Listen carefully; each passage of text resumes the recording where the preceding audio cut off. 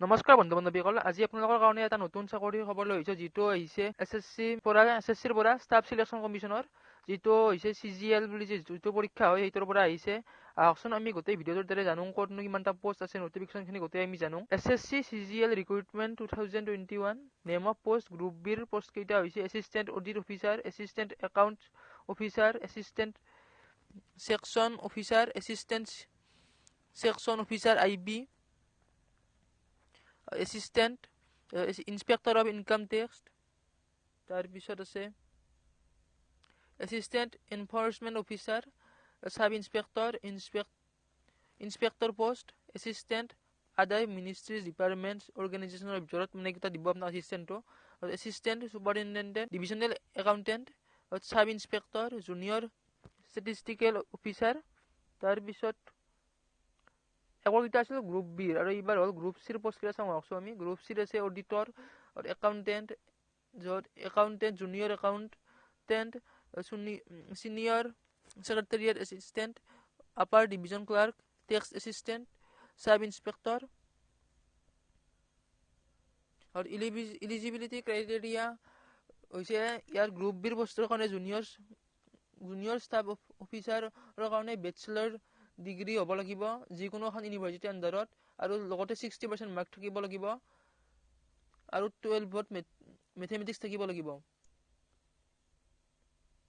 মানে 12ত আপোনালোকৰ 60% মাৰ্ক হোৱা মেথমেটিক্স থাকিব লাগিব, নহ'লে বেচেলৰ ডিগ্ৰী হ'ব লাগিব, এনি ছাবজেক্ট ষ্টেটিষ্টিক থাকিব লাগিব।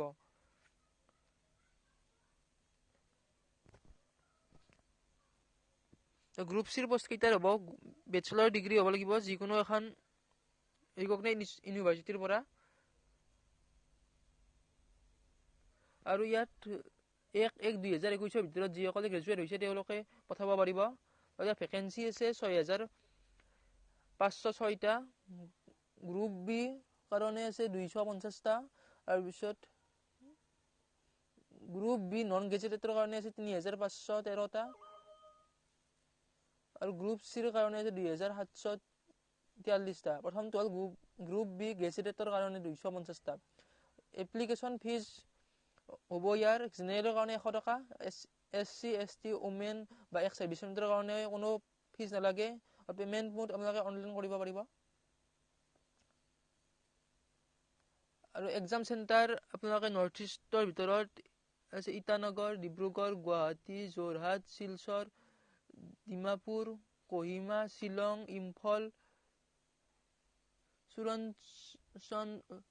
সুৰচন্দ্ৰপুৰ, উখৰুল, আগৰতলা, আইজল, এইকেইটাত আছে নৰ্থ ইষ্টৰ ভিতৰত চেণ্টাৰ কেইটা।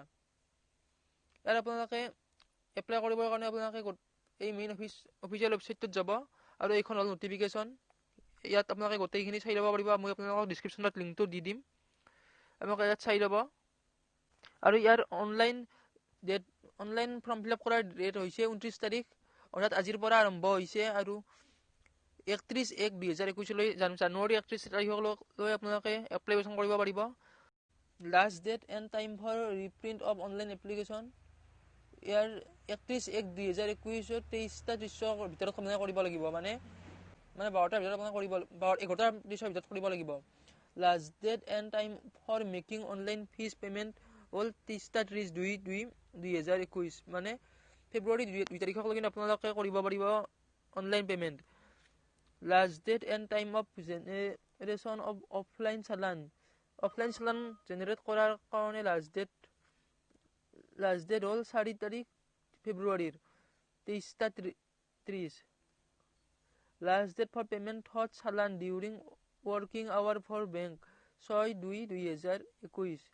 Schedule of computer based examination tier 1-2 হ'ব আপোনালোকৰ 29/5/2021 পৰা 7/6/2021 ভিতৰত, আৰু ইয়াৰ date of tier 2 examination descriptive paper সেইটো নটিফিকেশ্যন দিব আপোনালোকৰ পিছত, আৰু ইয়াৰ গোটেই লিংকখিনি মই ডিছক্ৰিপশ্যনত দি দিম, আপোনালোকে ডিছক্ৰিপশ্যনত গৈ আপোনালোকে গোটেই লিংকখিনি চাই ল'ব।